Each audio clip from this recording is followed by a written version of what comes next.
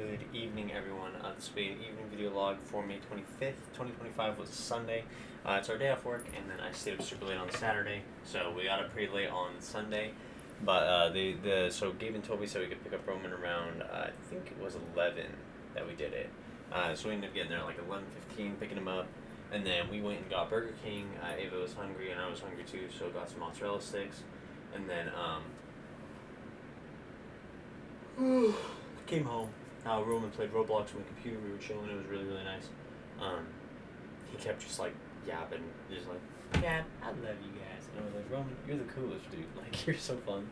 And then, oh, sorry, it's the fur. It's the fur. No, you're fine.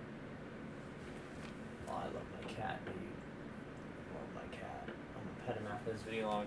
But yeah, we're almost chilling, and then Ava got a call from Daniel. He was going to go treat the kids to Dairy Queen and need some help transporting children. And so she and Roman went and helped him, and then I stayed and played a little bit of CSGO, vacuumed my office, the bathroom, and the hallway, and then put away the guest bed as well. And then Ava called me and was like, "Hey, we need to go drop off Roman, and I need to go pick up Lorelai." And so I was like, we only have time to do one each, so we're going to have to, like, divide and conquer. So she came back home after Dairy Queen, dropped Roman off with me. I drove him to Gabe and Toby's, dropped him off, and then went straight to the movies where her and Lorelai were waiting, and we watched the new Final Destination movie. And I won't give any, like, spoilers to the movie, even though this will be a month after it came out. Whatever. It was actually pretty good. It was not bad. I wasn't I had never seen any Final Destination movie. I wasn't expecting so much gore. Like, they were gory, dude. And I mean, we came home and watched Final Destination 1, and I mean, it was gory, I guess, but it wasn't like Final Destination 6 gory, you know? So it was like kind of horrifying. Like, there's just, I was like, there's a scene where one of someone who's important to the story gets, like, through the back of the head, out the mouth, and, like, blood splatters on the main character's face, and I was literally just like, oh, damn, they just killed that chick. Like, she just died, dude. Like, just like that. Like, we're just killing people off. Oh, cool. I guess Final Destination is like that. And I was kind of expecting, because I'd known what Final Destination was, like, these, premonition, like premonitus,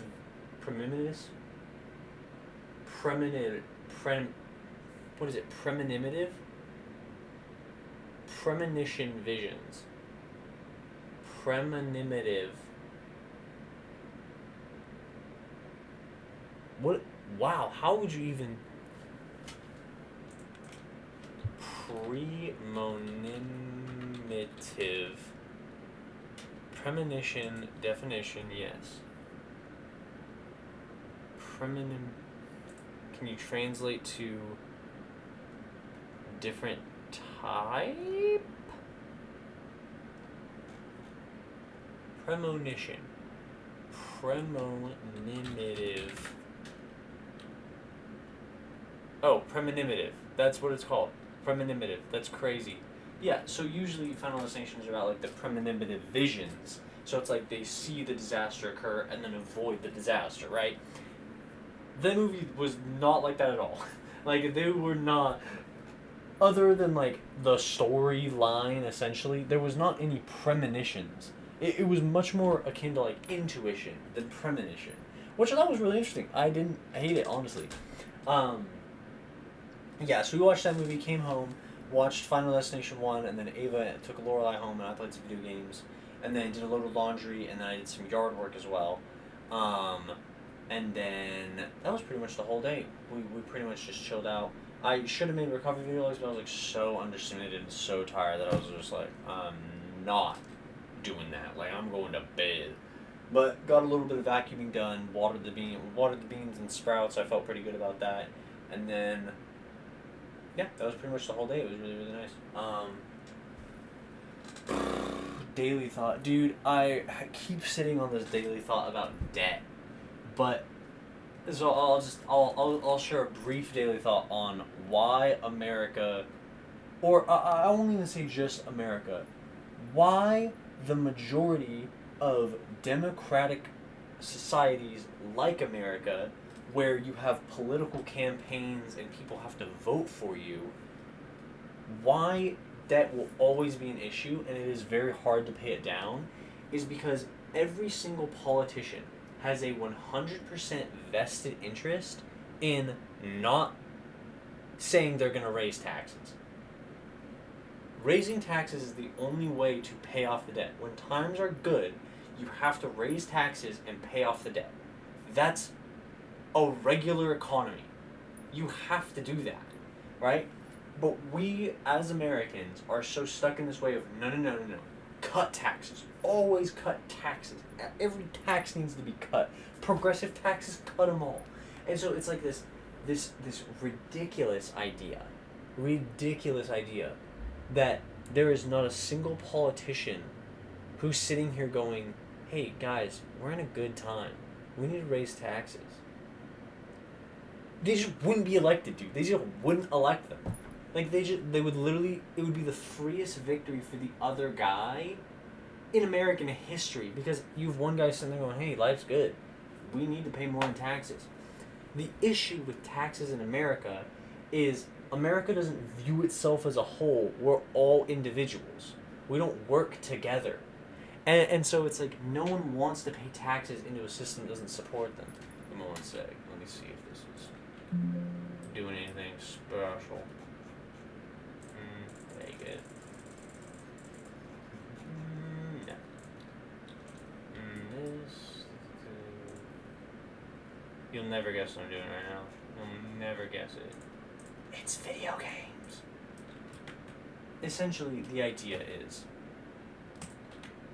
America can't pay off its debt because anyone who has a vested interest in paying down the debt and talks and is vocal about raising taxes to pay off the debt because it's a good time and America doesn't need to have debt during good times is going to face backlash upon backlash upon backlash.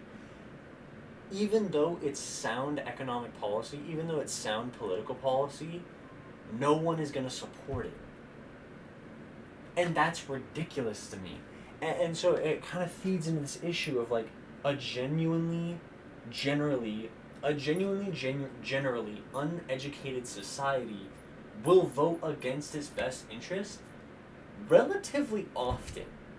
And it's like when you vote for people who are going to continue running deficit after deficit after deficit in good times, you're fucking yourself when the crisis comes. I don't mean to cuss, but it's true.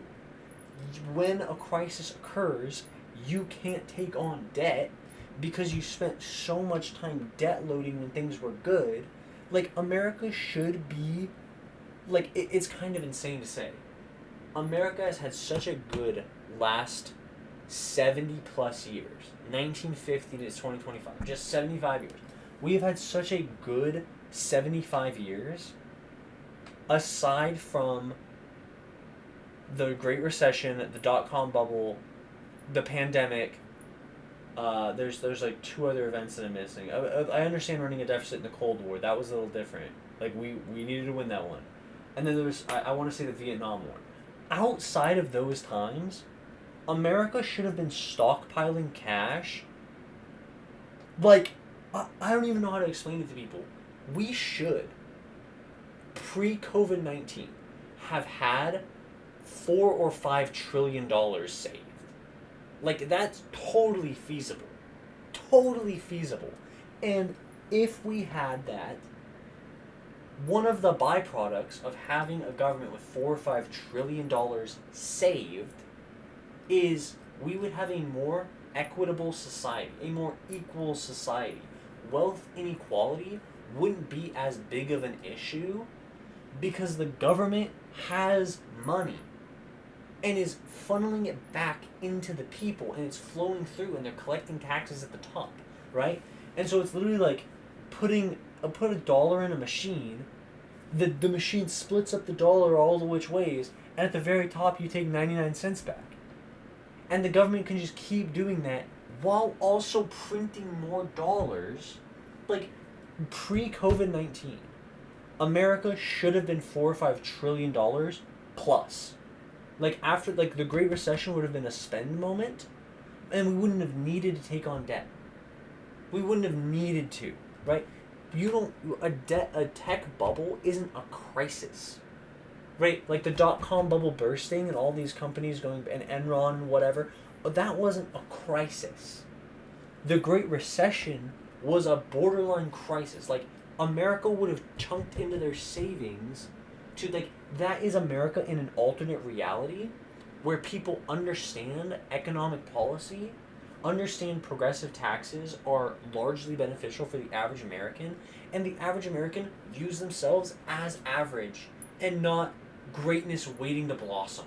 Like, it's such a toxic mindset to think of someone. I'm getting on my soapbox here.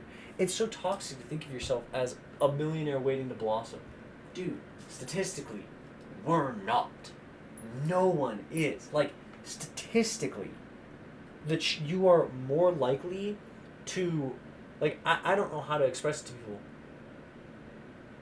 Well, and let me think of something good. 10%. 10% of the population. Bro, you're more likely to be the other race. Whatever race you are, you're more likely to be the other one than you are to be a millionaire. What? It's like, how do you explain to people? We are not all going to be millionaires. And if we are all millionaires, there will be quadrillionaires and money will mean nothing. Like, that's just it. So, I'm sorry. I'll recap. If you really sat through this whole thing, you're insane. But to recap and really drill it home, in a generally uneducated society, people will will often vote against their best interests for people who do not have sound economic policy, because sound economic policy doesn't sound great on paper. It doesn't look good in a headline. And that's just it. So yeah, I hope you all had a wonderful night, and I will see you all tomorrow morning. See ya.